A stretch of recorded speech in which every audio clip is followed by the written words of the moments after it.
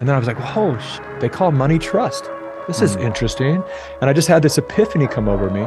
Money is almost a way in which we extend human rationality into the material domain.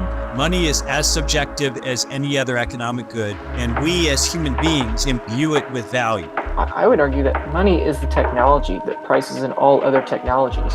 Money is a reflection or a mirror of the economy it serves. And I'm like, wait, yeah, what is money? Is it just that piece of paper?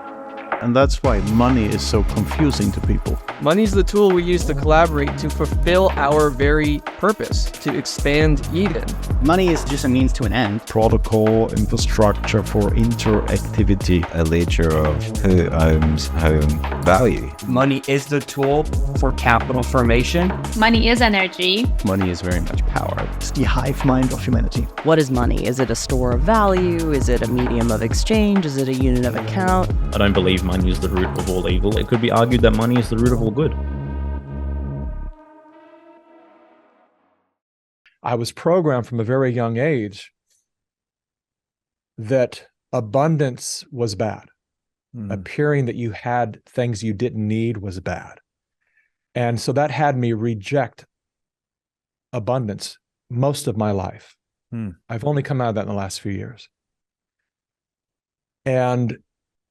And so I would sabotage incredible opportunities, or I would make a lot of money. When I was in Hollywood, I was making a lot of money, but I just blew it. I just blew it. Didn't invest in anything. I didn't want to have that proof that I had stuff I didn't need. And so I would just blow every big paycheck I had. Or I was over generous and just lend it to friends and never get it back, whatever. And I didn't realize what was at the root of that, what was really going on for me. And so I've been intrigued by this money thing for a long time. And I tried all these, my former partner directed the movie The Secret, and that was all about attraction of money. And so I tried all this stuff, and I thought, I don't know if I believe in this crap. And I tried to turn money around and my relationship to money. And they, all these songs that they would sing about, getting right with money. And we tried all these little rituals and it still didn't work for me. And one day for the first year, I go to Burning Man. And I was very intrigued by that model because, people had said, you can't buy anything with money. It's just barter. So there's no cash. And so I got there and I found out right away, well, that's a lie because you have to buy ice and coffee. So there's two things that you do have to buy at Burning Man. I don't know if that's changed. This was 1999. But I was still I was going to camp and they're like, here's a can of beans and I'd love some waffles, please. And you're just bartering. And I thought, this is kind of cool. And so I'm in line, this long line for ice one day. And it's like sundown. And this dirty hippie kid comes and he goes, "Hey bro, can I cut in front of you?"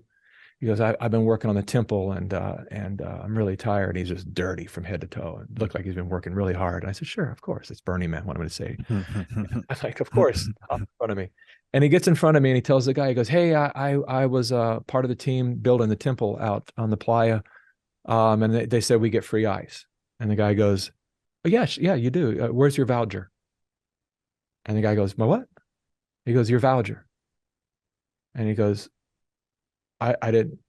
He goes, "Terry was supposed to give you a voucher, and he said, "I didn't get it. Terry didn't tell me anything about that. I don't have a voucher. What do I do?" And he said, "Well, and he goes, obviously, man," I goes, "Look at me. I've been working all night long. I've been up for 2 days building the temple." He goes, yeah, I know, man. You got to he goes, "You want me to go all the way back out there?" This kid was exhausted. And he goes, "Yeah, sorry." And he goes, "All right." And he starts heading back out to the temple. And I'm sitting there going, they just reinvented money right in front of me. It's trust. Like this guy. And then I was like, "Whoa, shit, they call money trust. This is interesting." And I just had this epiphany come over me of like, it's probably the mushrooms, but, but it was like, because our word is not solid. I knew this young man was telling the truth. And I think even the guy selling ice knew that he was selling the truth. But because we're so used to people taking advantage and scamming every system, every opportunity they can to lie and just we need a piece of paper to say, I invested this amount of energy doing this work, and now here's my proof that I've done this. It's That's trust. Right. That's the only reason we need it, because if this were the movie Liar Liar, where we weren't able, then we could say, I worked on the temple. He'd go, I know you did, because you can't lie. Here's your ice. But we need proof because we're dishonest. And so it always comes back to me to understanding that our behavior, our bad behavior, is what creates a lot of the systems that we're suffering in right now. If we were honest, we actually wouldn't need the exchange of tokens and whatever to prove that we've invested our energy and we actually did some labor. We wouldn't need that, because our word would be our currency. And so for me, like I said, I don't want to pretend like this answers your question, but that for me was when I had the opportunity to do this podcast and I saw the name, I thought, oh, this is fantastic, because I haven't been able to share that story in quite some time. And I'm also intrigued by what money is and why we need it and how that changes things. And so on that, well, I would love to now, hopefully that that story is complete for you. If you have any questions for me, I'm happy to answer them, but I would love to hear from you, your statement of an attention allocation technology.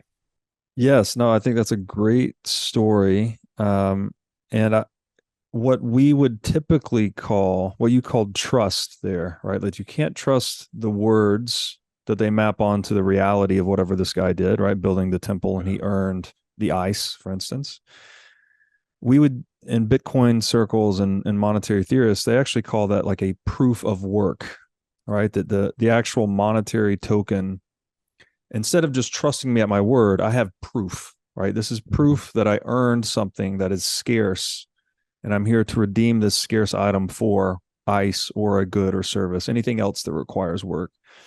So what we have is like this instrument that's allowing us to trade favors in a trusted way, but no interpersonal trust, right? So it's kind of a weird language game with trust here, because it's allowing you to not need to trust the individual, because they're proving to you by presenting this monetary token that the work was done. So it's not interpersonal trust, but it's trust in the actual monetary instrument itself. But key to it is that money needs to require work to produce. Because if it doesn't, someone can just print a bunch of money, right? And then it's just like selling you at the word. I can just print the money and buy whatever I want. So to get into like the attention allocation thing, and this is a complex area in economics, but we think we coordinate a lot of our actions in the world with language, which we do, right? We speak and we text and we do all these things to coordinate with one another, like, oh, meet me at the restaurant at noon, and we coordinate our actions. We both arrive at the same place, same time. But more subtly, and I guess less obviously, is that we coordinate most of our productive activities in the world through the price signal, actually. So when the price of something goes up, this is a signal to producers to produce more of the thing, right? There's more profit to be made as the price of, if you're a copper producer and the price of copper goes up, well, you have an incentive to produce more and sell it into the market. And on the other side of the marketplace, when the price of copper goes up, you as a consumer of copper are actually incentivized to use less because it's more expensive, right? Or to find substitutes. Maybe you can use something other than copper. So this price signal that propagates through money is really signaling to producers what to produce, and it's signaling to consumers how much they can consume. And so this is the problem, I think. Well, we'll say a problem instead of the problem with central banking and currency counterfeiting, is that you have a central power that can produce new units of money with no work. Right? Literally, the Federal Reserve is running a central database. It's an SQL database maintained at the Federal Reserve that we call the US dollar. It's just a database.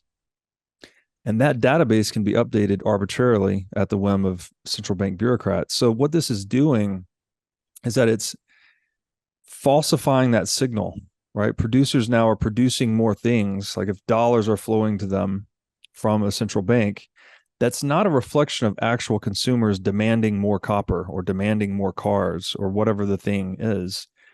it's just a product of state policy. And it's also preventing consumers from expressing their preferences, because the price is now moving not based on supply and demand, but it's moving based on central bank monetary policy. So the core problem, I think, and to kind of go back to your example, is like, had that guy presented the voucher, which is presumably a scarce thing, right? There's not unlimited vouchers. Otherwise, that really wouldn't have proven the work. We have in fiat currency this thing that can just be produced ad infinitum. So there's no work necessary to produce it. And that distorts the entire coordination of the marketplace. Producers are producing more so based on what the state tells them to produce and less so on what consumers actually want. And consumers are unable to express their preferences because their spending is being drowned out, if you will, by the printing of new money.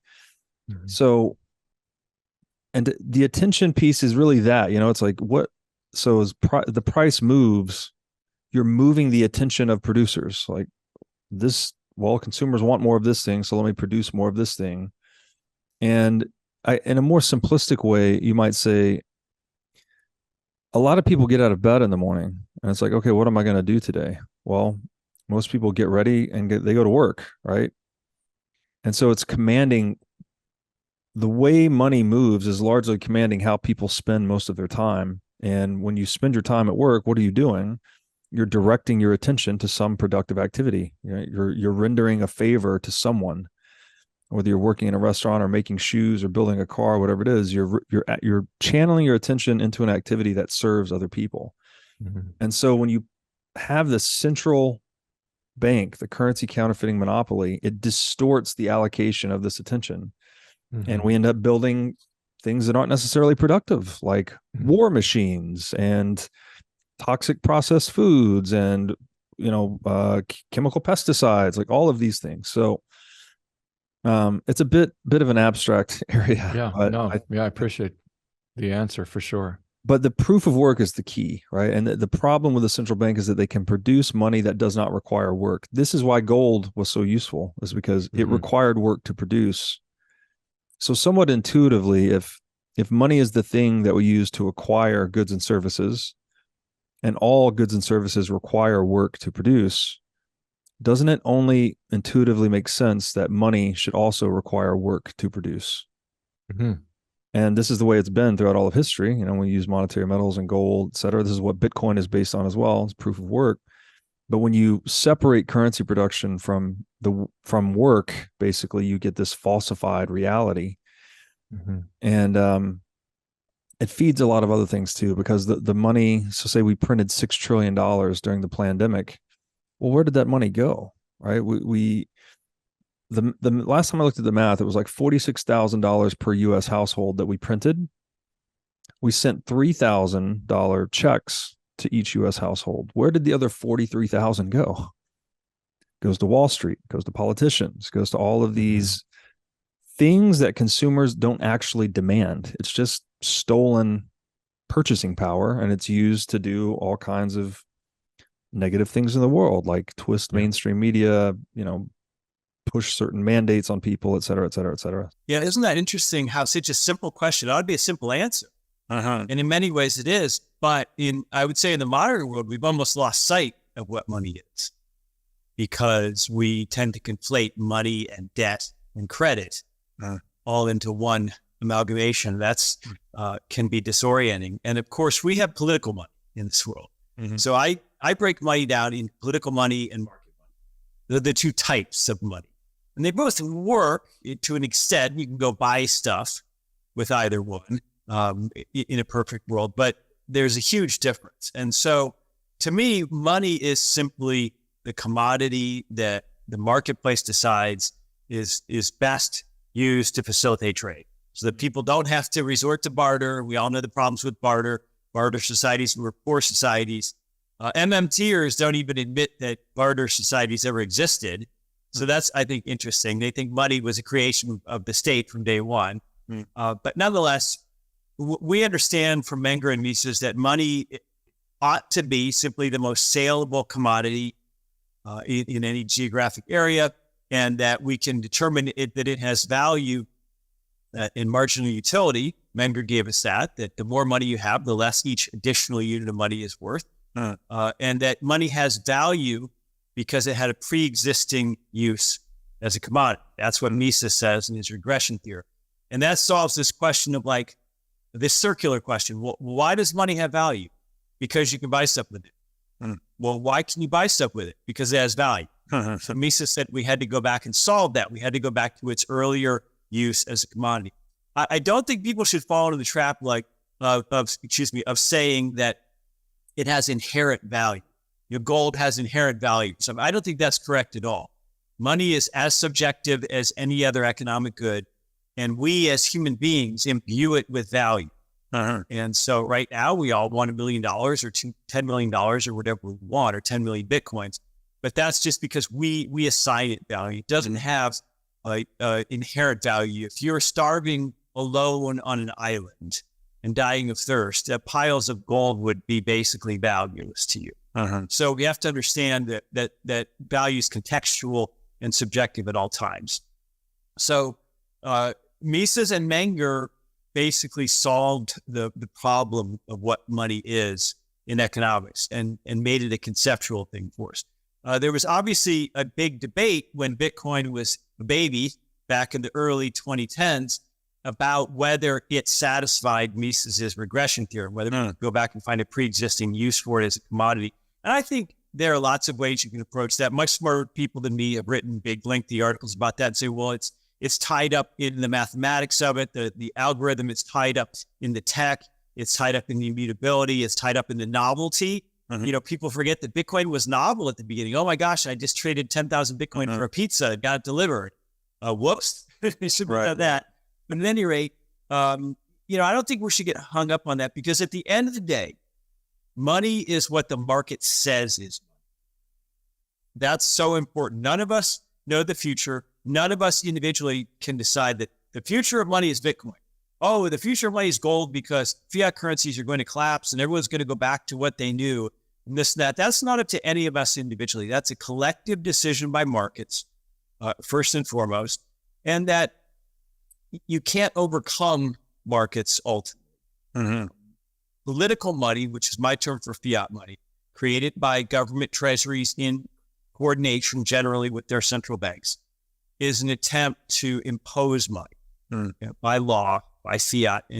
And ultimately, I would argue that is a fool's game, and that the political pressures on political money will be too great to have it maintain its value. Because when we know what money is, and then we look back at Menger and Mises and say, well, what's its purpose? Its purpose is to help us overcome barter and to transmit value through time and space, give us a store of value. There's some very interesting questions I'm sure we'll get to with respect to gold versus Bitcoin on that question. So a medium of exchange, store of value, pre-existing use, arises naturally on the marketplace as a commodity.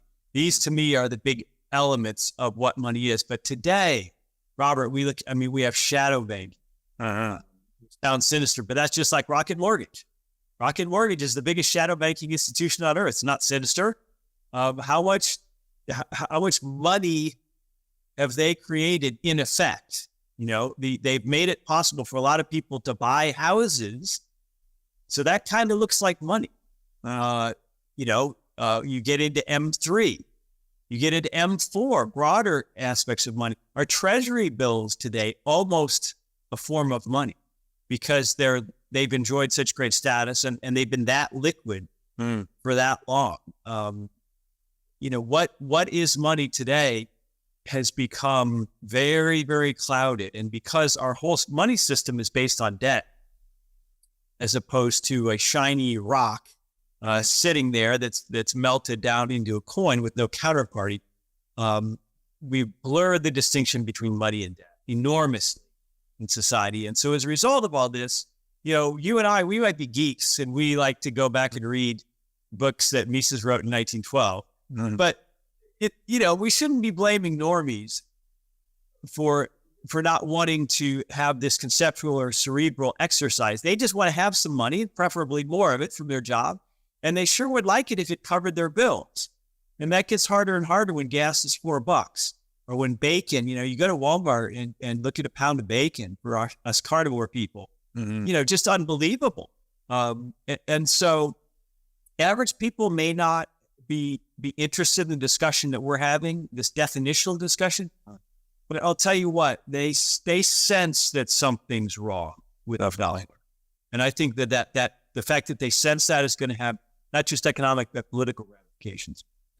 Yes, many excellent points there. I guess we could say that market money is an emergent socioeconomic phenomenon, not decided by any group or individuals alone. I like right? Yeah, it's like a social consensus, something kind of like language, right? It just sort of emerges. No one decides what words come into use or go out of use in language, just like no one decides which money is or which monetary good is promoted as money.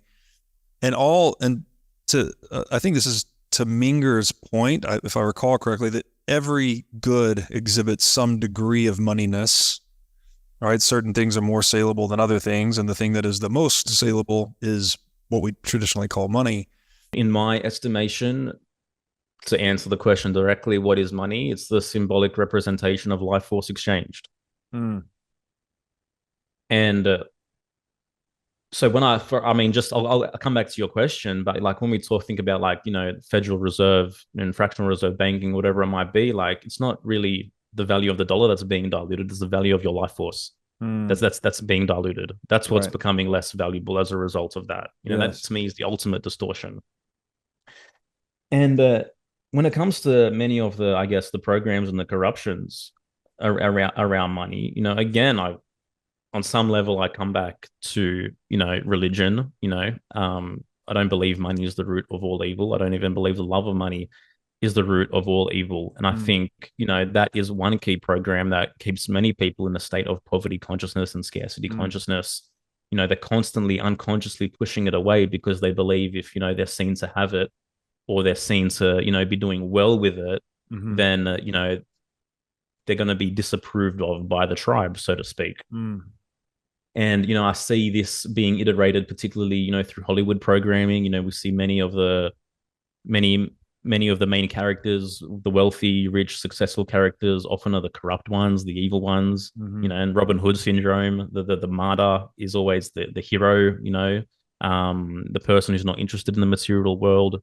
And so I think that has done a great deal in terms of distorting the way that we perceive money. But the way I see it, and again, leaning on Rand, it's like it's ultimately the representation of how much value you have on one's life and on one's mind and on one's productive ability. My ability to produce is directly correlated to the money that I earn. And so money is the incentivization for creative effort, for innovation, for life to continue to evolve and to grow. And looking at it from that perspective, I'm going to use the extreme just to make the point, but it could be argued that money is the root of all good. Yeah.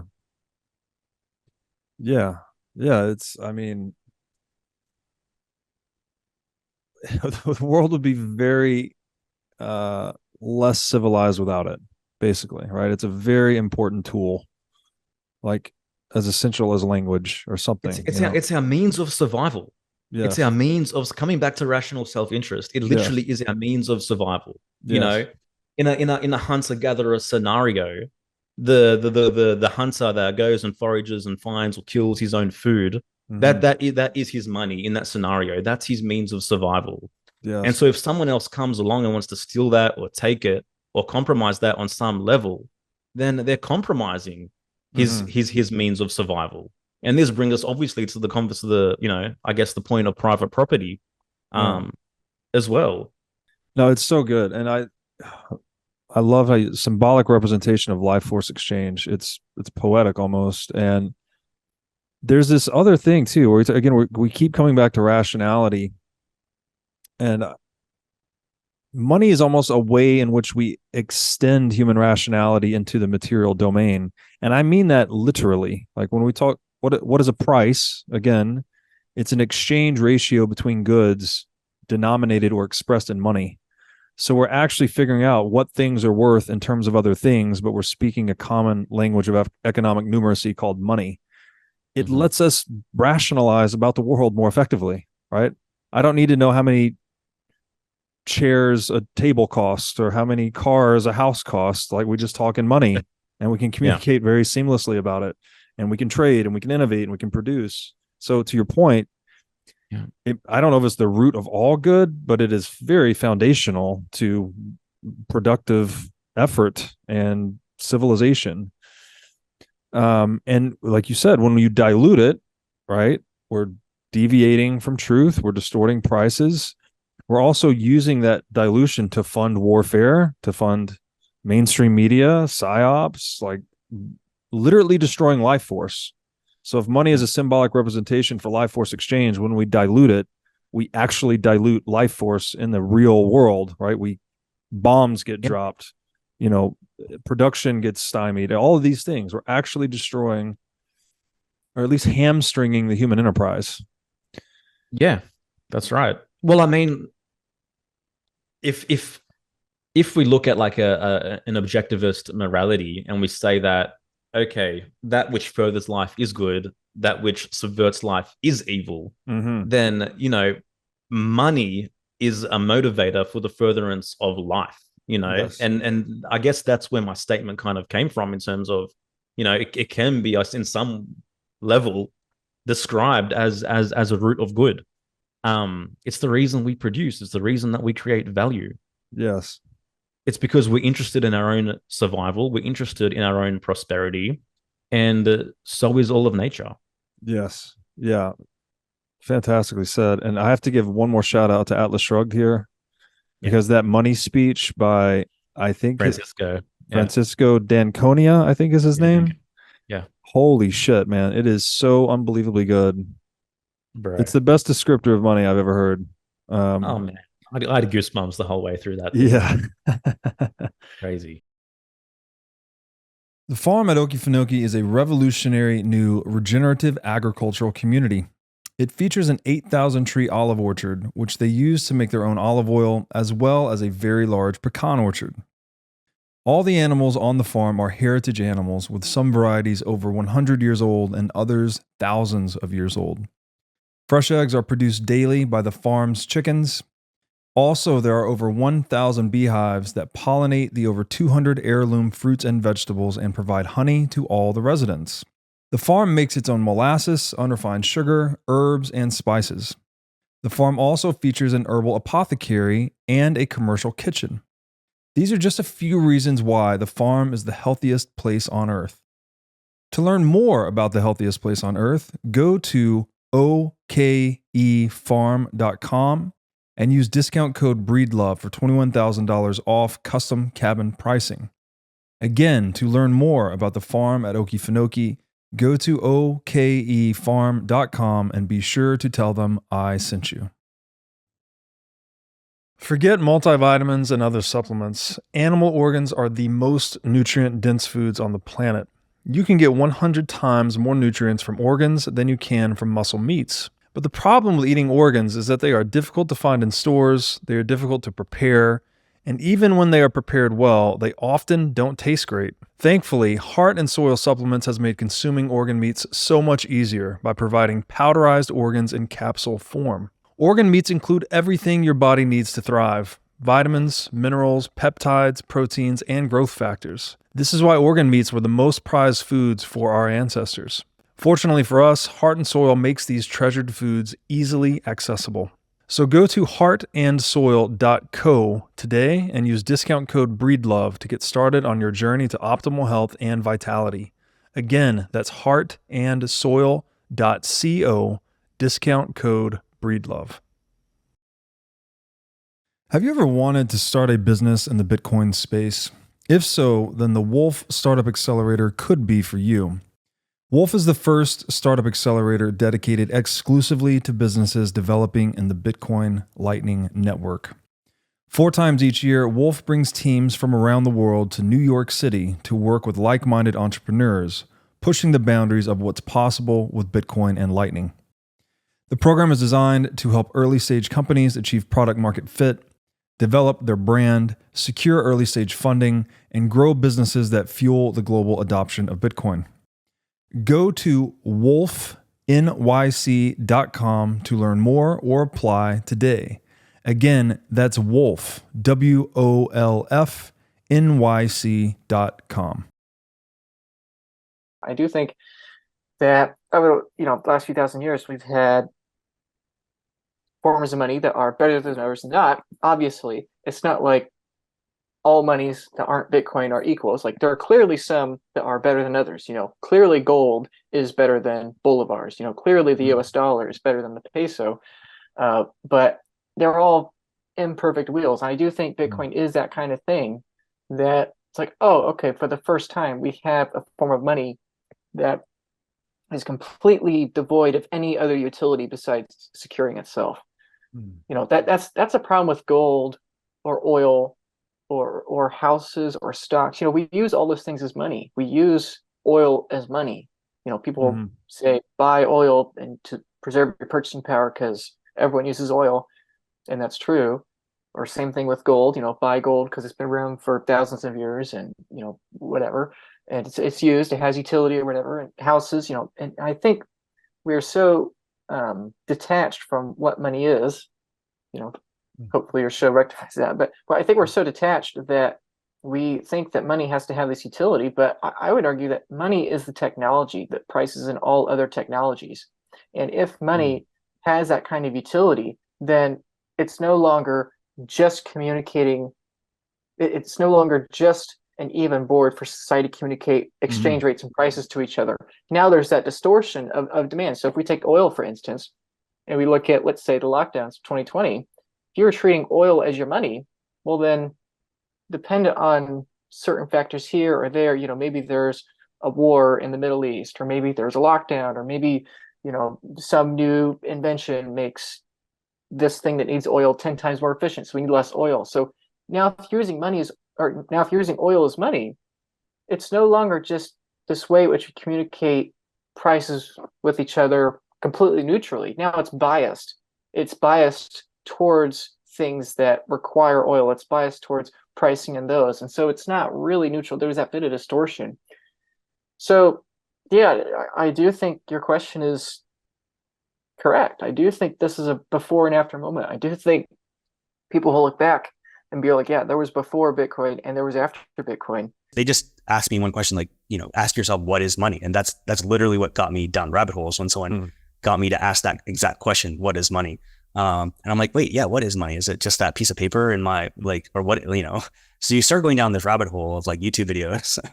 And then at that point, that's when I realized that the thing that I was just playing with as a toy, I needed to treat it with a bit more respect. There came to a certain point once I started learning more about money that I was like, oh, maybe I shouldn't be just giving a Bitcoin away to all my friends. Maybe I should be holding on to these things, and maybe I should think about like what it means that like in terms of how it's going to increase in value over time. And, and like actually these things are not something you should just give away. They are these very scarce things. And that's actually what is important in the system. And anyway, so there's like, yeah, I didn't really fully appreciate it until I started going down that rabbit hole.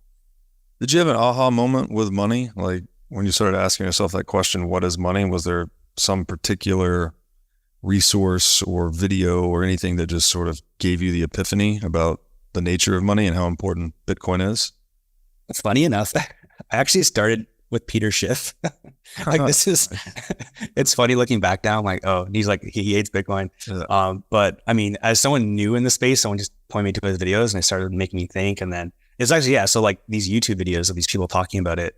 And I don't know if there was a particular exact moment, but it was just like watching all these videos about in terms of the scarcity aspect of it. I think eventually I don't know the exact moment, but yeah, it clicked eventually. Yeah, Peter Schiff's funny because he's a really eloquent guy and he understands a lot about libertarian principles and how corrupt everything is, but he just has this vendetta or something against Bitcoin and very pro gold. And I never understood that, because if you're a real libertarian thinker, you should appreciate whatever the market is promoting as money. That's what money is, right? It's like whatever the market says it is. And so he's kind of been shaking his fist at the sky at Bitcoin for a long time. One of the first things we talked about in episode 1, we talked about what is money. And we talked about money being essentially an anti-value, or money is a reflection or a mirror of the economy it serves. The economy is the actual value. The total number of saleable goods and services in the economy is the real wealth.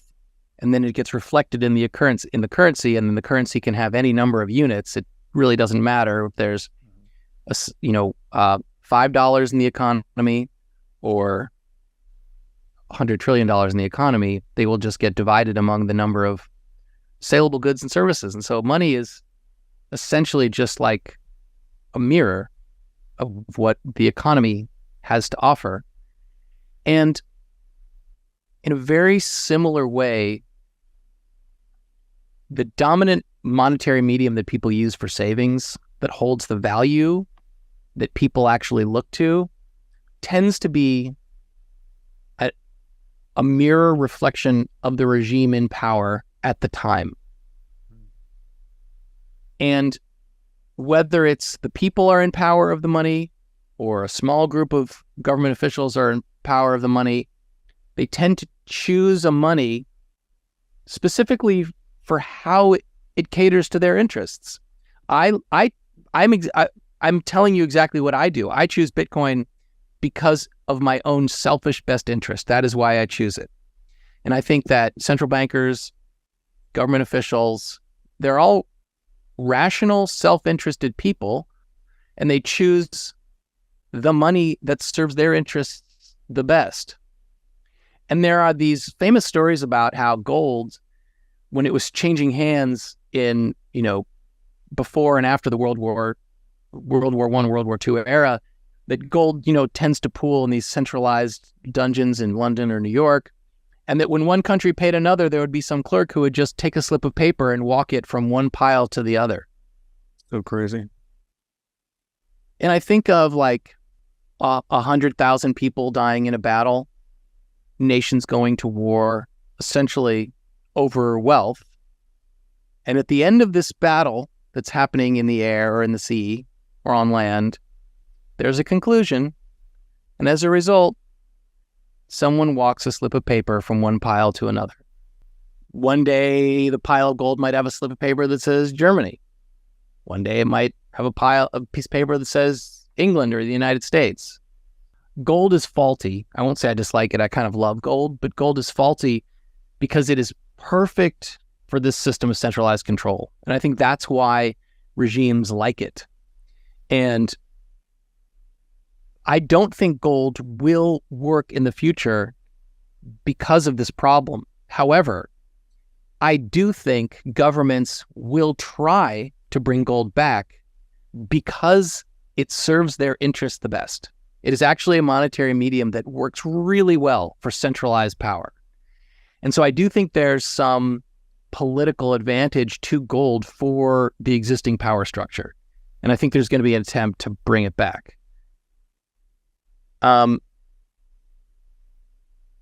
But Bitcoin's only going to grow and succeed if and when the financial politics of the people who hold Bitcoin, whether they're in power because their numbers are so great, but they're all plebs, or because they're in power and there's only 10 of them, it's only going to work if it actually serves their own selfish best interest.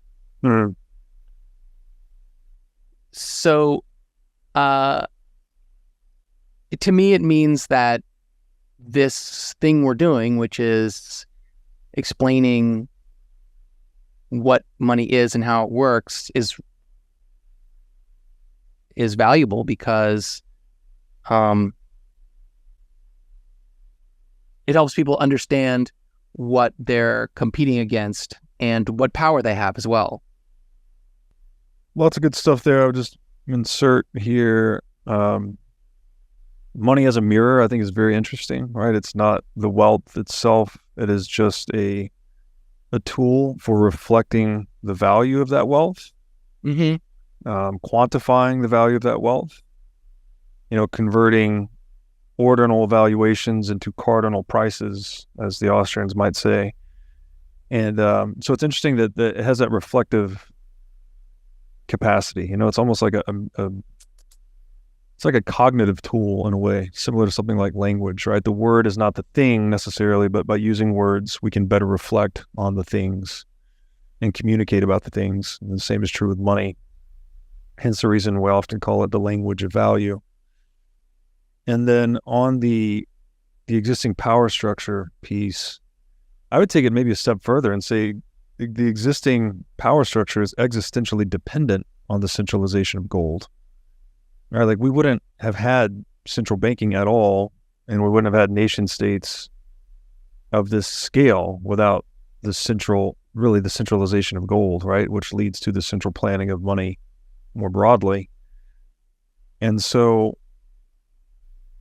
I think, well, what am I trying to say there? It's something about the character of the money becomes the character of the civilization we build on top of a particular money sort of inherits the attributes or even the flaws, in this case, you might say, of the money being used. So in the case of gold, it suffers in terms of portability. So it makes a lot more sense for us to centralize the custody and abstract it into currencies.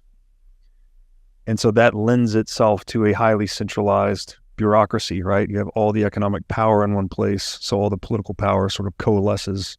Price runs up so high that the people that have been hoarding the thing for the last 2, 3, 4 years, the people that are buying Bitcoin when it's down 80%, down 70%, down 60% from the highs, the people that aren't shaken out, like, well, maybe, like, I want a house. I want something nice. Like, money is just a means to an end, right? Like, I get the whole, like, Bitcoin is, like this kind of religious thing. Like, I get it all. I truly do. But money is just a means to an end, right? And so, like, if you're not going to spend it, that's your choice. But that's what money is for, right? It's just to receive, store, and, transfer value. Yeah.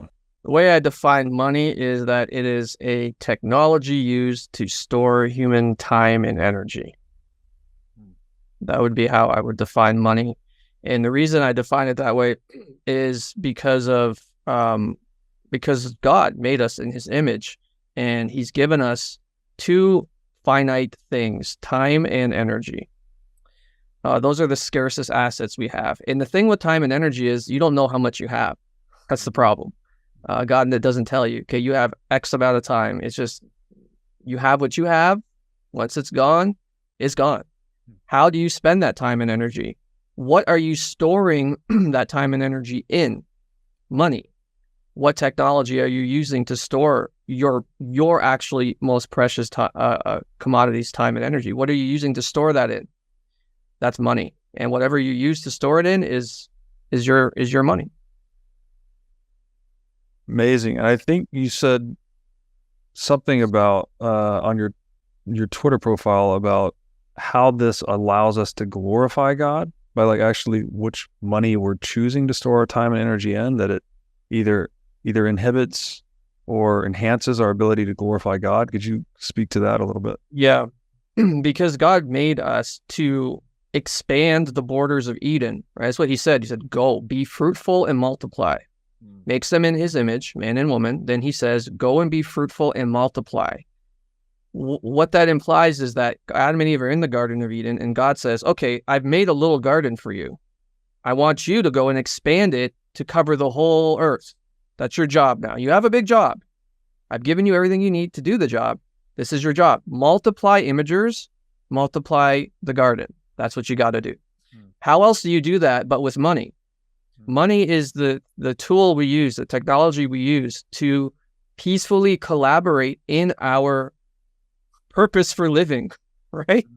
Money's the tool we use to collaborate to fulfill our very purpose, to expand Eden. So that glorifies God because God made you to do that. And when you store your time and energy in a money that is fundamentally ungodly, that rebels against God's standards, that does not glorify God because it doesn't efficiently fulfill your mandate, what God made you to do and to be. And which is why we see, like the guys like Saifedean, Dr. Saifedean Ammous writes his book, The Fiat Standard, and Jimmy Song wrote a book now called fiat ruins everything, and these men are showing us very skillfully how, when the money's corrupted, everything else seems to get corrupted along with it. So that does not glorify God when his imagers are hurting each other, being violent, being, perverse, and not expanding Eden, but instead expanding hell. So this really goes quite deep and is very spiritual and moral. And so once your mind gets open to this, and I hope the church can see this and receive this, because I really think it will help us to accelerate the growth of God's kingdom on earth. That's really why I'm in Bitcoin, is because I've realized what money is, and we need to have a good and moral money if we want to see humanity flourish. One of my highest health priorities is keeping my brain in top shape. To take care of my brain power, I do many things, such as striving to read, write, exercise, and meditate daily. One of the latest tools in my brain power toolkit is MindLab Pro. MindLab Pro is a nootropic supplement that is scientifically proven to enhance your brain power. When I take MindLab Pro, my mind feels like it has a better grip on the world, my thinking is more lucid, and the articulation of my speech is radically improved. MindLab Pro has been tested in rigorous, double-blind, placebo-controlled human trials and has been proven to enhance brain power for users in every age group. MindLab Pro is an advanced formulation of 11 nootropic ingredients and is backed by research from over 1,400 human trials conducted over the past 32 years. So if you're looking to enhance your brain power, MindLab Pro is an excellent solution. Go to mindlabpro.com/breedlove to start enhancing your brain power today. Again, that's mindlabpro.com/breedlove. Before starting the What is Money show, I spent most of my career as a CFO, overseeing internal technology implementations and business acquisitions. Over the next 10 years, it is projected that over 12 million businesses in the US will be sold. If you are an operator running a business generating between $5 and $200 million of revenue, and you're considering selling your business within the next decade, then there is a significant opportunity for you to deploy technology to streamline business processes, reduce operating costs, and enhance the multiple your business ultimately sells for. To this end, I am partnering with the team at Emerge Dynamics, a firm with decades of experience in maximizing the value of privately held small and middle market businesses. Go to emergedynamics.com/breedlove to learn how you can build an attractive, high multiple company that maximizes your return when you fully exit. Again, that's emergedynamics.com/breedlove. Language, math is effectively a language as well. We know that language largely is metaphorical, like the way it's how we physically interact with the world, is how we create words and phrases. The word to understand is like to stand beneath, to get a deeper perspective on something. Yeah. We often use metaphors like, the concert is past, or the event is in front of us. So we're like metaphorizing that these events are spatially related to us, but they're actually in time. So we're using metaphor all the time. And then money too is like this language, and I'm not these means of communicating, right? Yes. And a metaphor, the word metaphor actually is a metaphor, means to carry over, right? To look at something in a new frame. And so we're using words to, I guess, frame human conceptions. We're using math to frame these sort of universal patterns or abstractions. And then we're using money to frame human action or the economic consequences of human action, perhaps. That comes from Carl Menger, the equivalence between money and language, that both have something similar. Yes. They are spontaneous orders of cooperation. And it's best to understand language as arising out of interaction and being useful for interaction. So it has something to do with action. Yes. And is the end or intent is to communicate and cooperate with other people. And but it's not a top-down thing. It's something that emerges that has to prove itself in these actions, and that's a strong interest that Wittgenstein takes in like seeing what language actually is. And he sees the language mainly as activities. He thinks they're like, he calls it games, maybe a bit misleading. He thinks language is mainly games. So don't look too much at the words themselves. You can't like take them apart as elements.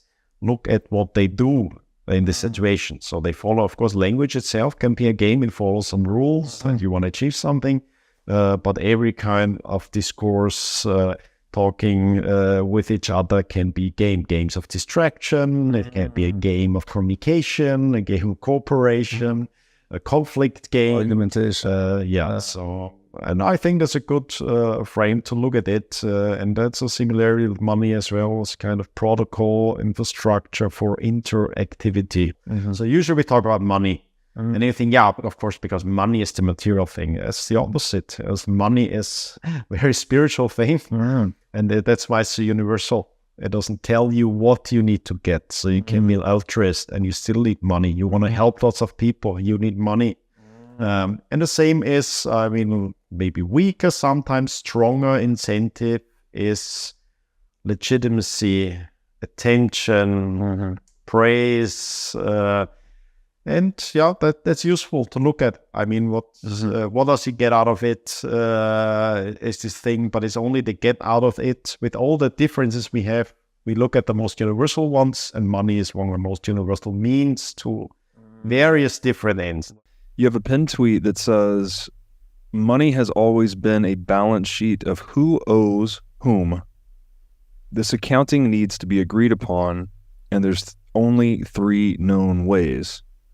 1, with social consensus. 2, with matter. 3, with energy. That's a pretty profound tweet about money, so I have to ask you, Willie, what does that mean? What is money?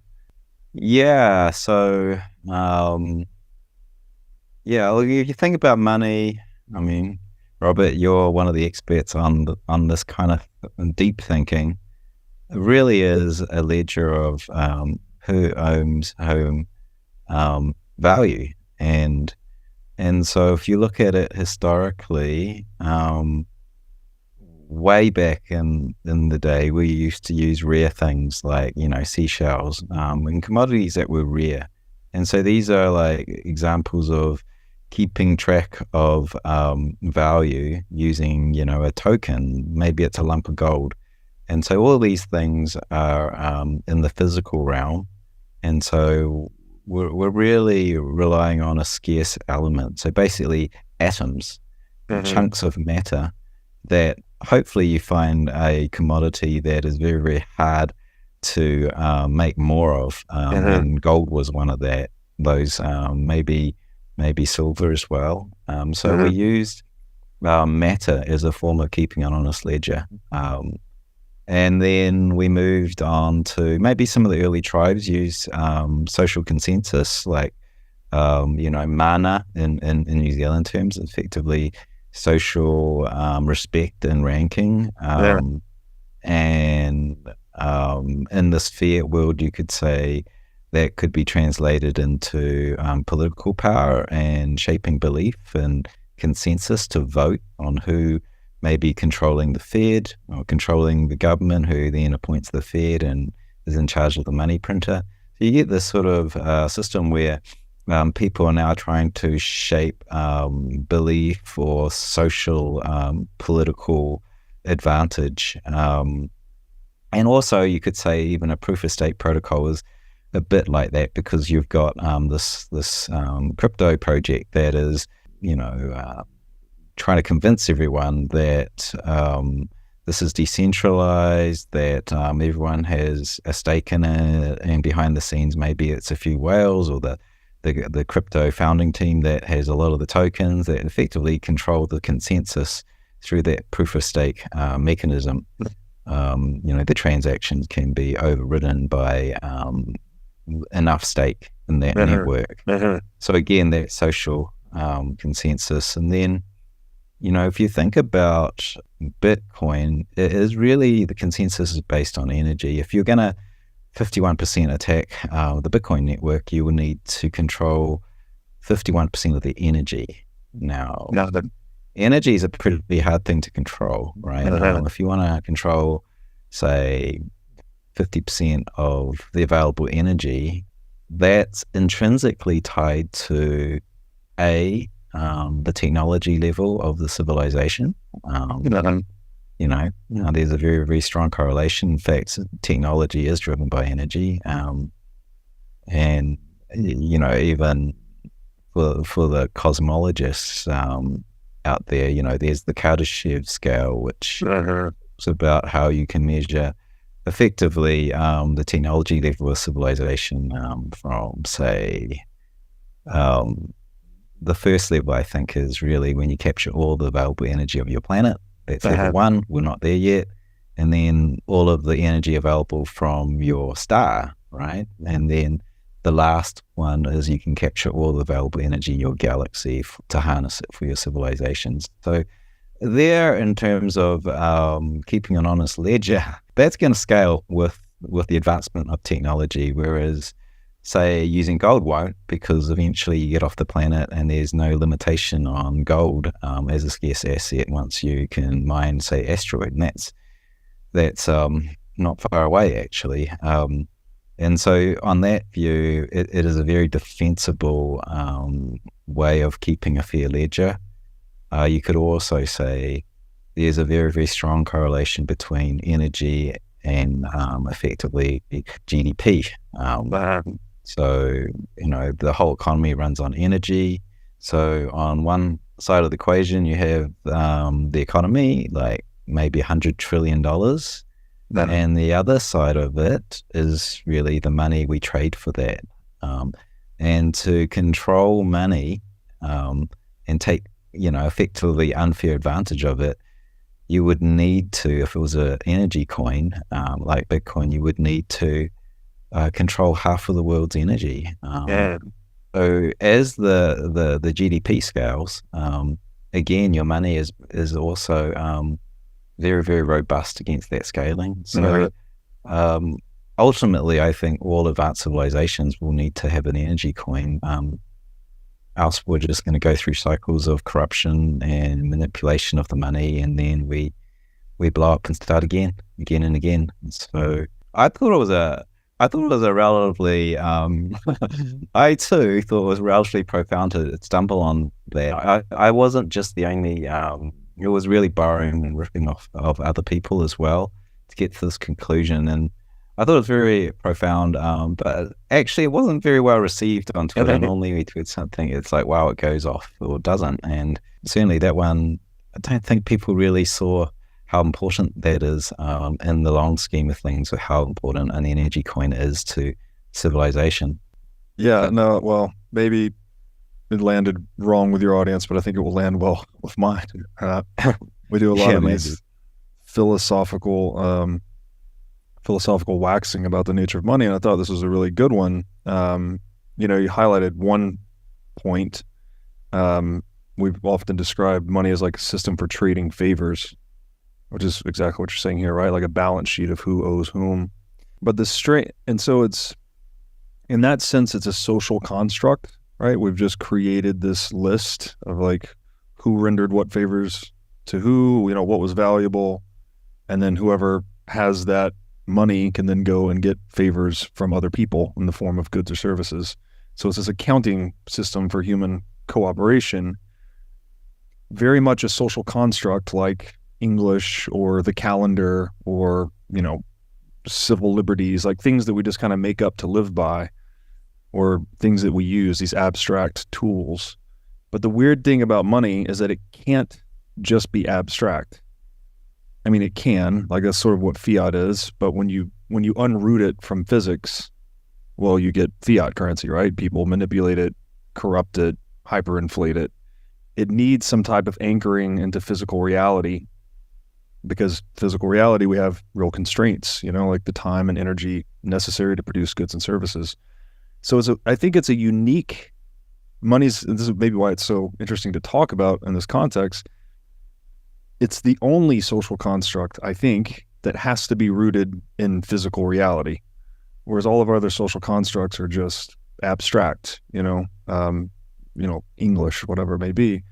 And so I think when you get that framing, you see why Bitcoin is so unique, right? And proof of work is indispensable, that you have to have energy expenditure to have integrity of the money supply such that you don't get corrupted, manipulated, et cetera, et cetera.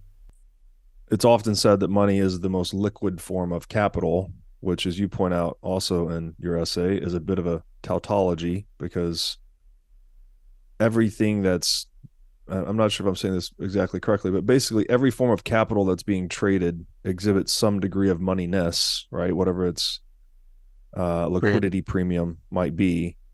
So when you say money is the most liquid form of capital, you're just saying that, I forget the actual tautology that you highlight. I think it's, I don't think I remember the exact wording of it either, but the point there is to try to give a helpful definition of liquidity in the first place. So Yes.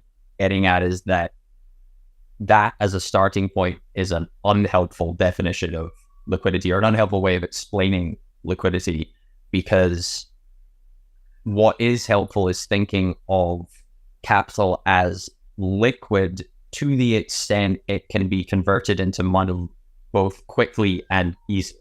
Right. And so what I say in that essay, I'm used to say it at various places in the book as well, is that it becomes tautological if you plug money in, because money can be converted into money with no difficulty and in no time, so you haven't really learned.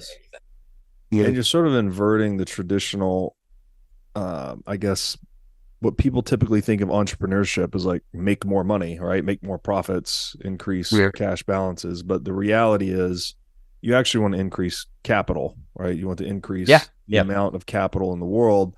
Money is more of like the tool you're using to facilitate the creation of more capital. So does that get at your definition of money, that it's something more like it's a form of capital because it's accelerating us towards our aim of creating more capital? It's almost like a meta tool in that way. I quite like that, actually. Yeah, that we don't say that. I mean, clear. Well, I think of money as the thing that goes into the building of capital, and that then flows out of the capital that you have built. Mm-hmm. And so it's clearly linked in that sense, and you use it as a tool. So the money is the tool for capital formation.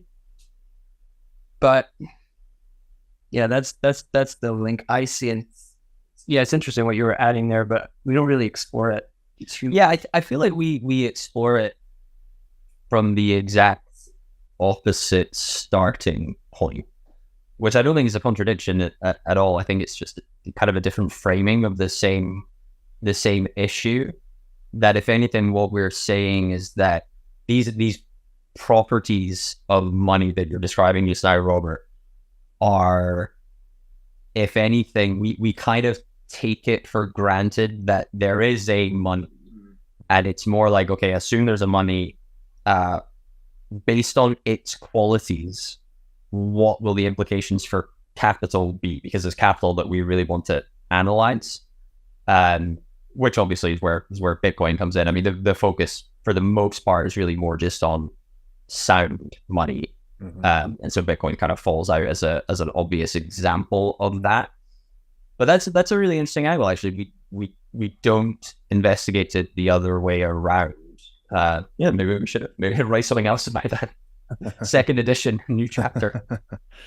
I'm reminded here too, the stocks and flows, which you also talk about in the essay. It's like we want to increase capital stocks. That's like the main mission of this collective human enterprise, like more goods and services what are the three terms you say, like new, better, faster, cheaper, something to that effect? Good question. Yeah, it's definitely new. I should know this. New, better, cheaper. Yeah, that's what it is. New, better, cheaper. So like more variety and more quality of goods and services, obviously through this capital accumulation process. those are the stocks we want to optimize or enhance, maximize, I guess you would say.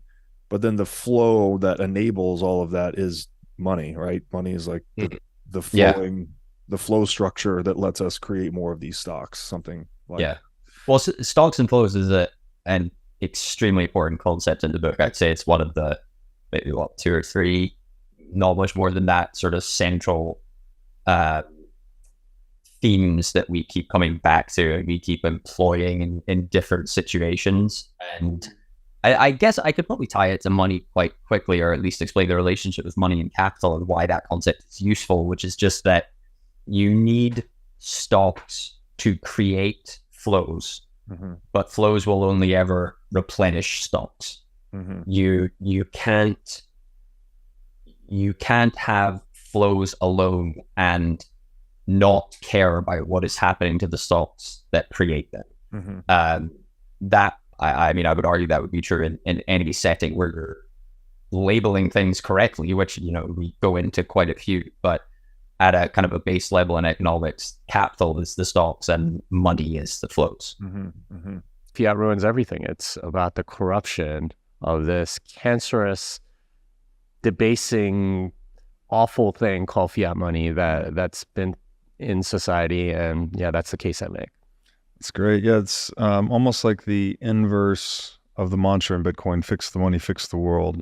You're looking at broken money breaking the world, right? And all the various manifestations and how it does that. One of the first places you go in this book is how the debasement of money leads to the debasement of morality.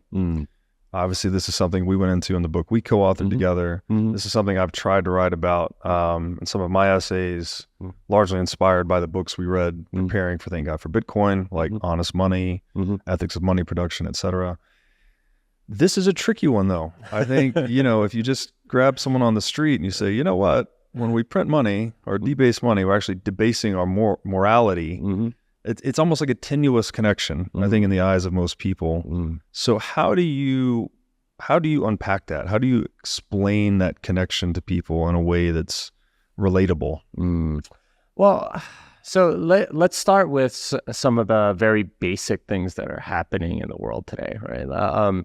You see a lot of politicians getting caught up in lies. You see, you know, just really weird stuff like Jeffrey Epstein and you know, the corruption around that. You know, you're hearing things about the CIA and the FBI just doing just some absolutely crazy stuff. And maybe 5-10 years ago, you would have said, oh, that's all just a conspiracy theory. Nowadays, it's just kind of like, okay, that actually might be true. There's some evidence for this stuff. So I would start with, okay, there's something wrong with the world, and there's some intuitive sense that something is really off kilter.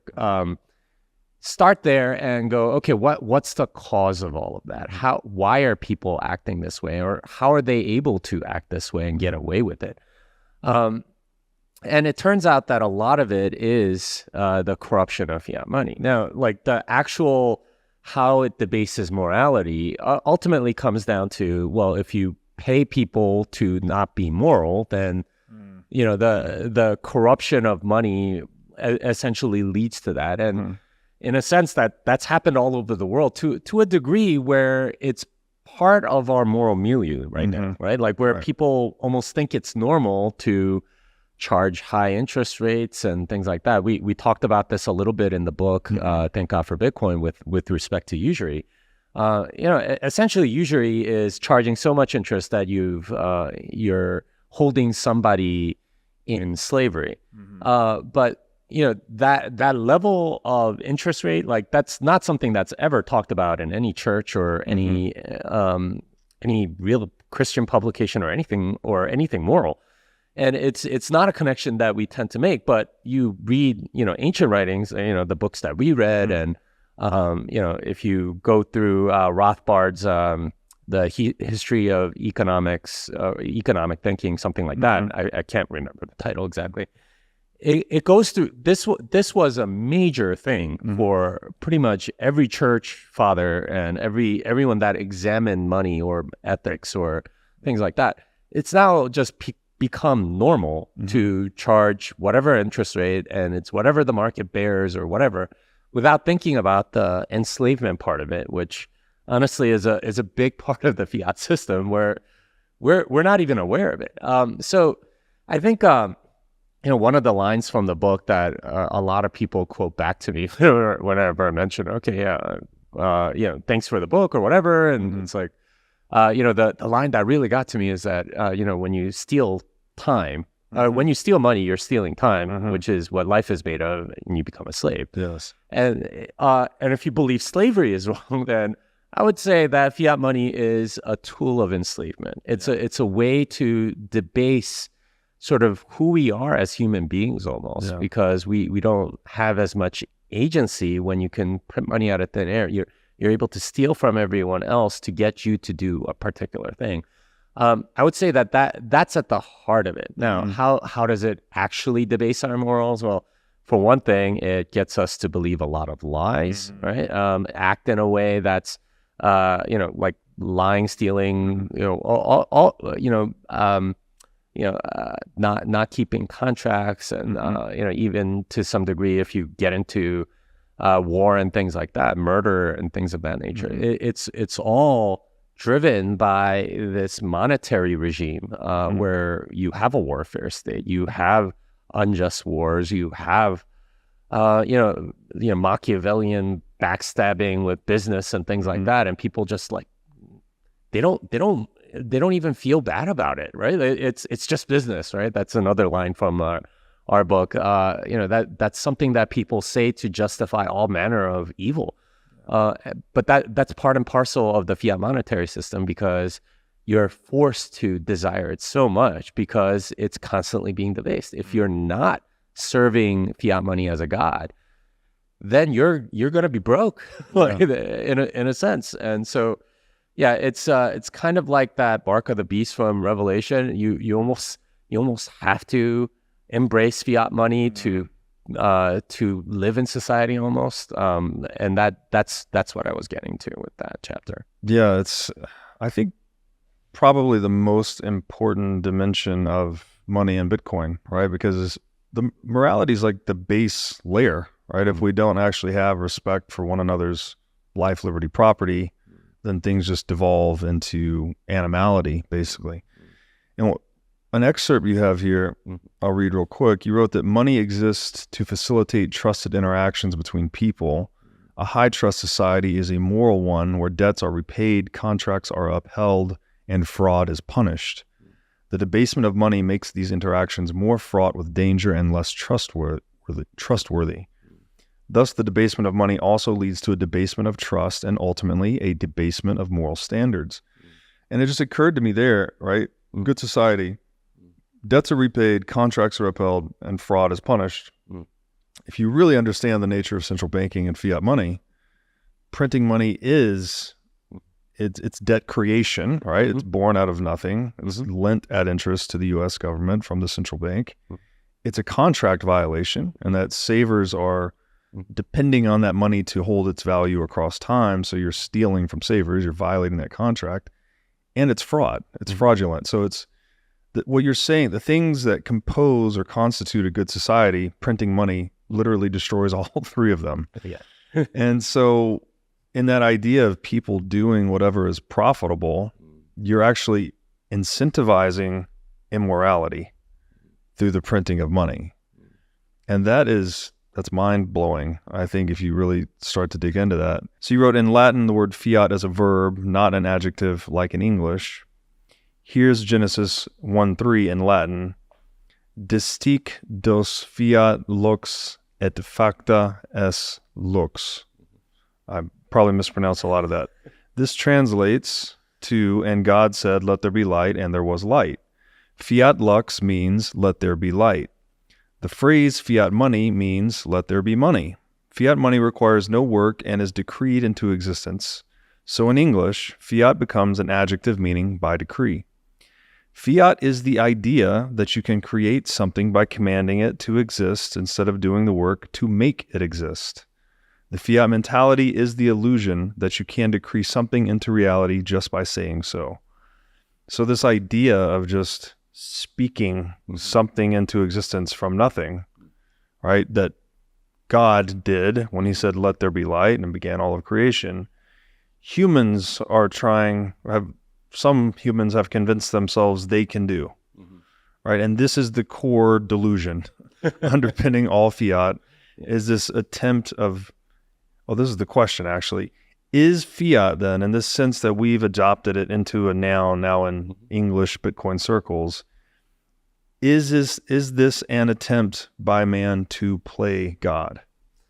Yes, it's an attempt to create your own reality, and it's not really even us that's doing it. It's somebody up at the top. It's the people in charge attempting to impose their reality on you.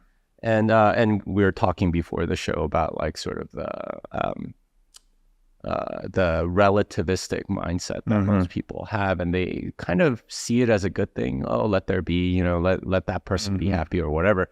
That's not how relativism sort of plays out in practice. The way it plays out in practice is very Nietzschean. It's whoever has more power imposes their reality on you rather than sort of the real reality. And that's what fiat money is. It's an imposition of the reality of the money printer to everybody else. So whoever has the ability to print lots of money can impose their reality on you because they have all of this power. In that sense, money is very much power. They have this ability to make you or incentivize you to act and behave and do things a certain way. It's a twisting of market forces and incentives towards whatever reality that they want. And we trade not because we know that we're going to profit, but we think that we will.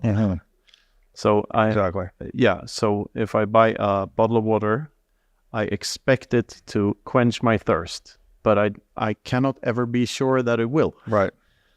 I may have to buy another one. So sure. And if it's laced with poison, then it's going to increase your felt uneasiness. So it's an expectation, not a guarantee when you act. Yeah. And so part and parcel to all of this is that all action involves these value hierarchies. You could also consider these as like priority stacks. Like I'm going to do A, then I'm going to do B, then I'm going to do C. Yeah. As I move through the world along my course of goal-directed action, from state of felt uneasiness toward relief of felt uneasiness. Yeah. You can only do one thing at a time. So it's the prioritization. And it's always changing. Always changing. The other point here that's important is that it's ordinal in nature, and not cardinal. Yeah. First, second, third. You can't say, I value this thing 32 points, this thing 64 points. No. I value this 32 points more than that thing. You can't compare them in that way. Yeah, exactly. And that's why money is so confusing to people. Yes. Because by spending a certain amount of money, you express a priority. And you express an ordinal thing by using something that's numbered cardinally. Yes. Which is very weird. So people think that money is this thing, it's these papers with these numbers on, but anything is money. And money is an adjective, as we talked about before, the Hayekian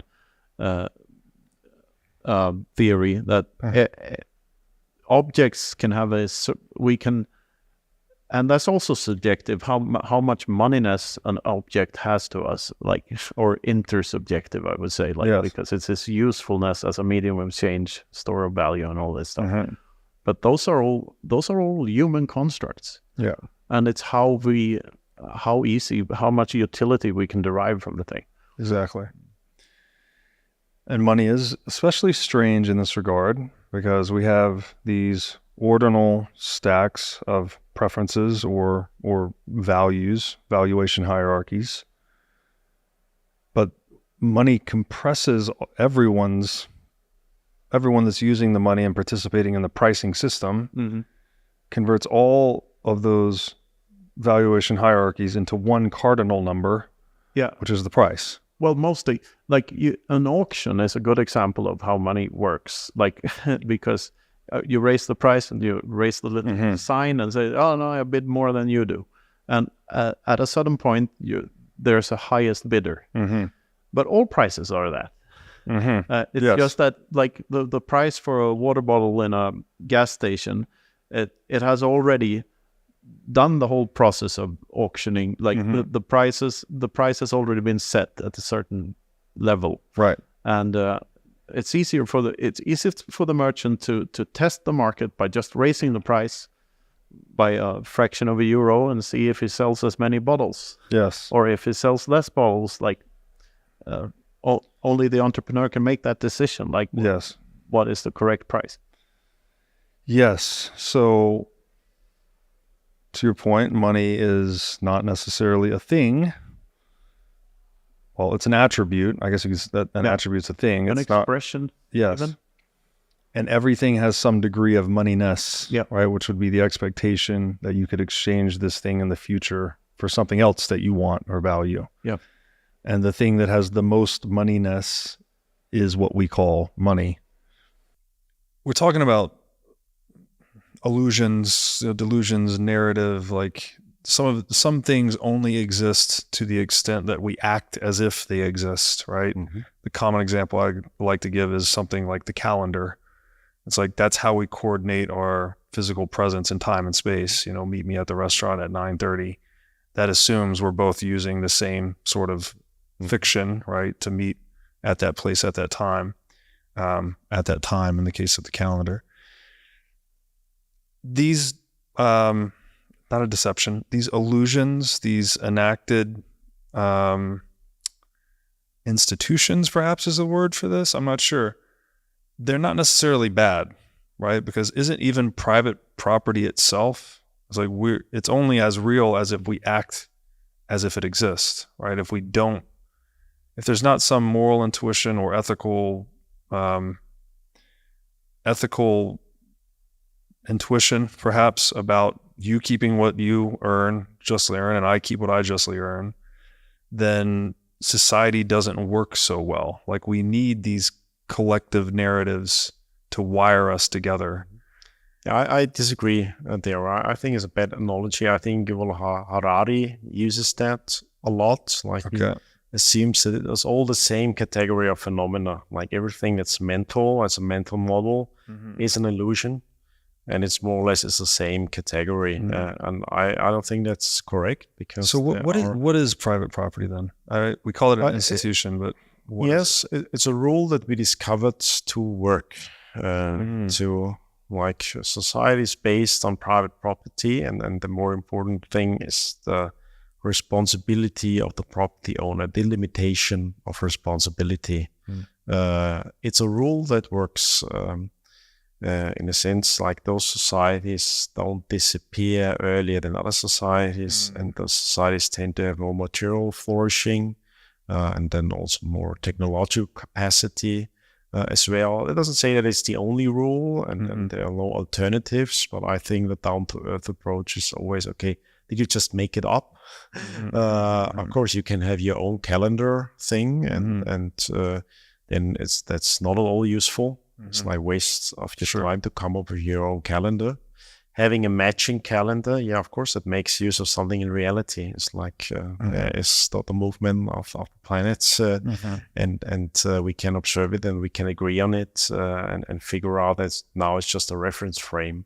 And then it's discovery is the useful reference frame, and there's a lot of things. There's not just technology that are network effects, like other people using it as the main ingredient to some network goods, but it's real. It's really increasing its utility. Right. If an illusion is like lots of people sharing it, does not increase the utility. Right. Other than just one need, and that's the belonging need. It's like, of course, it feels good, like lots of people sharing your illusion. That's a need, that's consumption. That's okay. But it's not a tool for something else, not a furtherance for something else. And the price, usually, it's too high. I mean, there are inconsequential illusions, like sharing the same fantasy world. That's fine, probably. But if it comes at the cost of something else, and there I'd really distinguish, like, an illusion is a wrong causal correlation or a wrong thought about a causal correlation in the real world. It's not really that way. Right. You can believe as much as you like that if you jump out of the window, you'd be able to fly without any technology. Doesn't matter. You have a reality check. And of course, I mean, we shouldn't forbid people try out and have illusions, and we can't tell beforehand. We are not all knowing that maybe you coming up with a calendar can be useful for other people, but it's an intersubjective discovery. And then, of course, that can be an institution. That's a discovery process, like language, like money, but it's not arbitrary. So I don't buy in like money is just a shared illusion. No, money is a useful mental concept with strong network effects. If it has no link to reality, if it doesn't work for our needs, it wouldn't help that we all share the same illusion, which is still, I mean, even if you're unconscious about the reality checks there, then we just disappear as a society. So maybe it's more better described as social consensus or social capital, social technology, something like that. In the case it's part of technology. I mean, the technology is really the name for thinking about means to achieve our ends. And that's even like language, software, money is a technology. And this is a very important part of economics, is money itself, right? So you titled this the ABC of money. Why do we need money? How does it serve this economic function of originating knowledge, gathering knowledge, and building civilization? Yeah. Let me answer the main question of the show. What is money? Please. I think obviously there are like many definitions of money, but my personal definition is it's the hive mind of humanity. It's the information system we all can access in order to find out what do we actually need as humanity. So for me, it's our hive mind. Why do we need money? Because there's an important economic concept called the division of labor. Everybody of us has certain skills, so we all have a comparative advantage in doing something or in producing something. So the question is, if everybody has skills and we all are great at something, do I have to build my own tables? Do I have to build my own houses? Do I have to build a supermarket chain if I want food? No, I let other people do that, and I produce something of value other people want. But now the problem arises, do I have something another person wants in order to make an exchange? If there's no money, if there's no medium of exchange, we barter with each other, right? So I have to produce a table, and you need to want a table. Or I have to pay you with the table if I want a product you produce. So with money, we have the ability to exchange goods with each other as an approximation of another good I actually produced. So I opened this book with the definition of money in order to better understand, actually what's the original meaning of money, or why do we actually need it, and what is it nowadays? And originally, as I just said, the function of money in a society is to overcome barter, to overcome the exchange of goods directly, but more or less as a derivative of value, more or less. Yeah. You go ahead. So it's kind of, there's a lot of definitions, clearly. We've done a lot of episodes, a lot of definitions. It's a very interesting topic. Maybe a real simple way to try and say it is it's a tool we use to trade favors, right? So like you can do a thing really well, I can do a thing really well, everyone else can do a thing really well, and we can all trade so that we all benefit from the best of each of us in a way, right? It frees each of us to specialize in one domain, do it really well, sell it into the market, and then we can enjoy similar specializations from others, right? Whatever everyone else is really good at. So Obviously, that's a better world than if you try to build your own house, grow your own food, build your own car. Like, you can't even do these things, actually. It's not even possible. But there's different types of money too, which you go into. So what are the different types of money? Yeah. So humans used a lot of things as money. Yeah, it's like gold, copper, silver, even shells. Yeah, cigarettes in prisons. Yeah, so this type of money is commodity money. Yeah, I have something in my hand which I can give you directly for something. And then we started to experience a problem, which is basically probably due to restrictions. We invented credit money, and credit money is basically an IOU certificate. The example I give in the book, for instance, is there are two people, one person producing meat and another person who has like a day's journey to get to the other person to actually purchase this meat. But then the person forgot his gold coins. What do you do? The meat perishes, the producer would lose value, and also the buyer actually made the whole journey. So the producer of the good could actually issue like an IOU certificate, and give it to the buyer, and then the next time the buyer gets to the producer, he pays his credit. So this is an derivative of the original commodity, which is underlying the credit certificate, right? Arguably nowadays we have several layers upon this original layer of abstraction, because the first layer of abstraction basically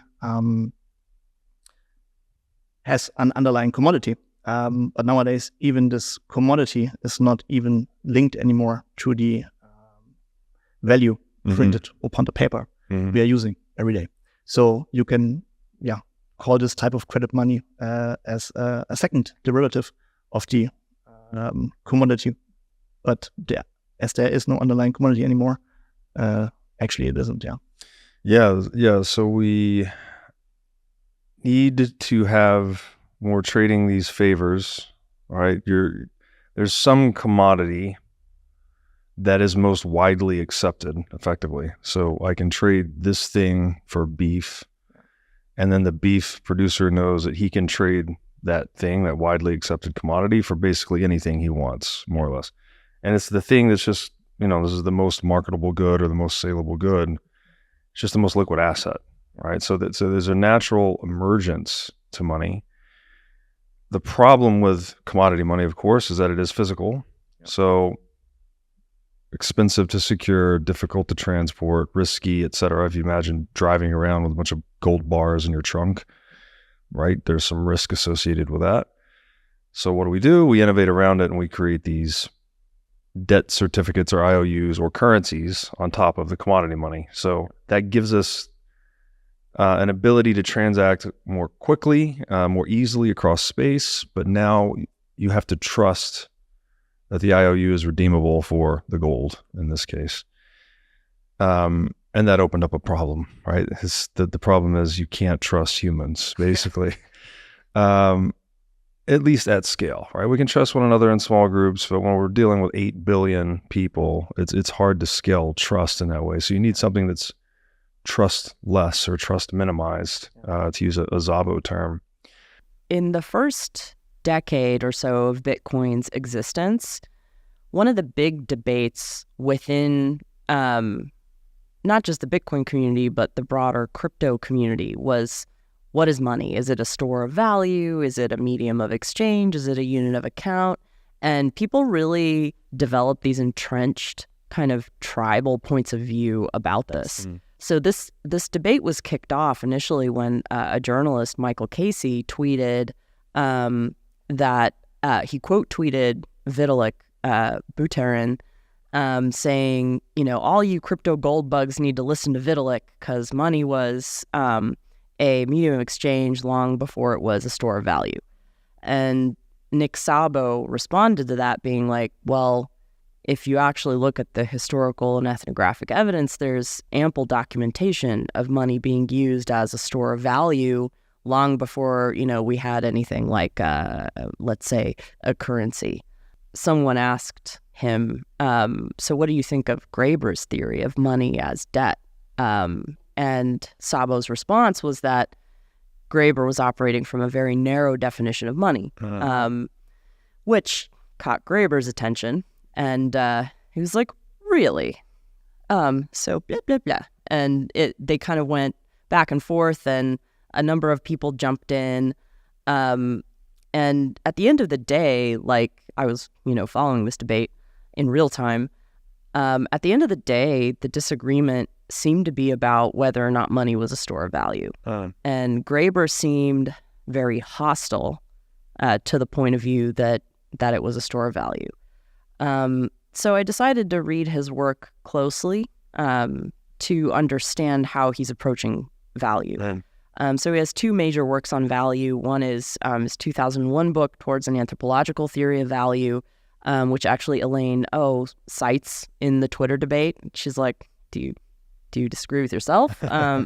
You point out that it's been a store of value. But he doesn't systematically elaborate a theory of money until debt. And so that's the book that I really focus on in this paper. And I take his argument to root because at one point he makes the claim that money is in effect nothing other than a unit of account. And so that was probably the origin of Szabo's contention that he's operating from a narrow definition of money. That would be, in fact, a narrow definition of money. But it's not just that for Graeber, money is a unit of account. He also fully subscribes to the credit state theory of money. So even though he, makes it very clear throughout the book that economists are dead wrong about everything, and why does anybody take economics seriously as a discipline, a lot of political polemic. At the end of the day, he draws on three major economists to make his argument about what money is. He draws on Alfred Mitchell Innes, who elaborated the credit theory of money, on George Friedrich Knapp, who wrote the state theory of money, and then on John Maynard Keynes, who actually was responsible for having Knapp's book translated into English, and then cites it at the beginning of his treatise on money to argue that all money is state money at this point. And so Graeber, he kind of, there's a little bit of sleight of hand there in that you have to read his whole work to kind of figure out that this is his theory of money. But I got to that. And he at one point has this quote where he says, "A coin is effectively an IOU. Conceptually, the idea that a piece of gold is really just an IOU is always rather difficult to wrap one's head around. But something like this must be true because even when gold and silver coins were in use, they almost never circulated at their bullion value." So that is, in fact, a very confusing claim to make, both parts of that sentence, because, well, first of all, gold is actually, where it's used as money, it is a self-settling mechanism. So it's not an IOU. It's you're actually settling the debt in real time when you're paying in terms of commodity money. But also he doesn't seem to be aware of like what a monetary premium is. And so he's surprised that gold in a coin may circulate at a different value than like gold as a commodity. And in fact, markets do price different use cases of the same commodity differently. And so again, this proved to me that there's this need for a dialogue between anthropologists and economists because they need to benefit from one another's insights about value. Yes. If we look at Graeber's book and his theory of money, let's say in his book, Debt, the First 5,000 Years, I believe offline you said he views money as a creature of law, and law is social consensus. Right. So is he asserting that social consensus itself is only established by the state, and that the state then establishes money to establish markets? So it's a top-down theory of money? Yeah. So, from Graeber's point of view, money, true money, is issued by a state. And so we don't actually see money enter into human history until we see coinage. And that is one theory of money. Like other anthropologists, like Keith Hart, for example, have basically said money is coinage. Now, the problem with that is, then there's this slippage between the law defining what is legal tender, what counts as settlement of debts or obligations within a jurisdiction, and the coin itself, which often has bullion in it or some commodity that is intrinsically valuable. So, Keith Hart tried to square the circle and said, money needs both. It has to be issued by a state, but it also has to be valued by the market, which isn't really a coherent theory. It's kind of trying to be two things at once without having an account of either. Graeber comes straight out and says commodities have no intrinsic value. Gold has no intrinsic value, which is prima facie just incorrect. I mean, that's just not true. So these things, like, well, what does intrinsic value mean? Well, use value. Gold is beautiful. It doesn't tarnish. It's used for adornment. It's also used in various technologies. So it does absolutely have concrete use value. And isn't that proven when it has anything that has a price in the market has use value by definition almost? Right. It's people are bidding to obtain the thing, therefore it has a price. If they're bidding to obtain the thing, then doesn't that imply or prove even that it has use value? Right. Exactly. I would agree. I mean, if you just put fiat banknotes on the market, they, someone might be willing to pay something for them for like novelty or aesthetic value or something, but minimal. It's almost completely devoid of use value. And so when we talk about fiat money, we're actually talking about all of the value being residing in the credit worthiness of the issuing authority, which is the state. Right. It's been said that money is energy, but you had a kind of an interesting Einsteinian perspective on that. So if I may ask you the question to start, what is money? Money is energy. And then Einstein proved that energy equals mass times the speed of light squared, which means that energy, also money, is a function of speed of light to the power of 2. That's huge if you just think about how massive the speed is. And what that tells me is money is a function of speed. Therefore, the speed at which you do the things that creates more value in your wealth and your money increases the value of money. Money loves speed. Do it now. Basically, that's what it's telling me. If you have an idea, do it now if you want more money in your life. This is why the question, what is money, is so interesting, because it always seems to be between two poles. And so in one sense, yes, money is a very necessary component to the act of creation, right? It allows us to cooperate at scale and create things we otherwise would not be able to. Hence Apple, right? iPhone, all these miraculous technologies that the market has given rise to. But money is also, in addition to being creative, is hierarchical, right? What is your net worth, right? There's a hierarchy there. I don't know who the richest guy in the world is right now, Bezos or Elon. Someone in the Middle East probably that we don't even know about. Right. That's a real Yes, richest exactly. person. So there is a hierarchy, right? Money does give rise to this hierarchical arrangement of people based on how much their net worth is. And so again, here, the question, what is money, is like, it's kind of between, I guess, the feminine creative principle and the masculine hierarchical principle. And that's, this seems to be something we come back to a lot. It's like, it's the betweenness. Money somehow is like a structural metaphor for betweenness. And a lot of things arise between, right? Like as we were describing with social consensus, it's not that any one said that the Apple stock is worth however many thousands of dollars. It's that the entire market coalesced on that stock price. And it's and it gets even more interesting because it's that communication is being facilitated through money. Actually, that message, well, what is it? It's a price, right? It's a number.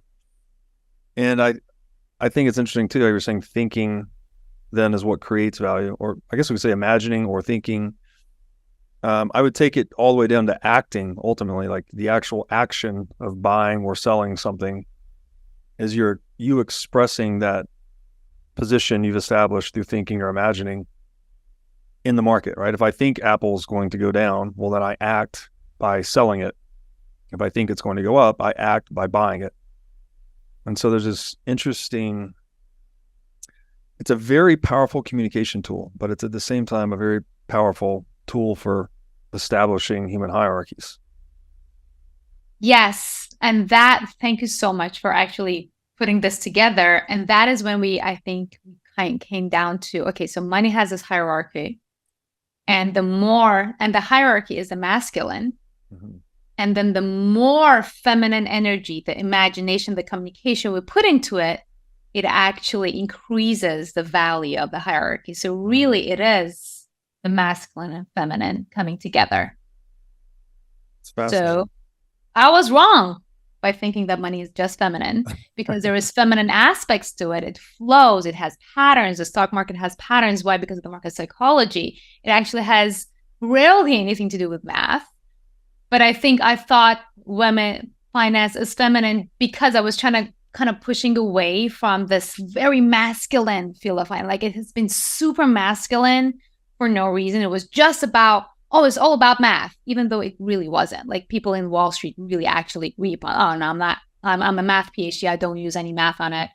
We come up with our strategies at a strip club late at night. Like literally that's when that's the reality of Wall Street. Like Wolf of Wall Street is actual reality, but they pretend that it is just masculine where it's not.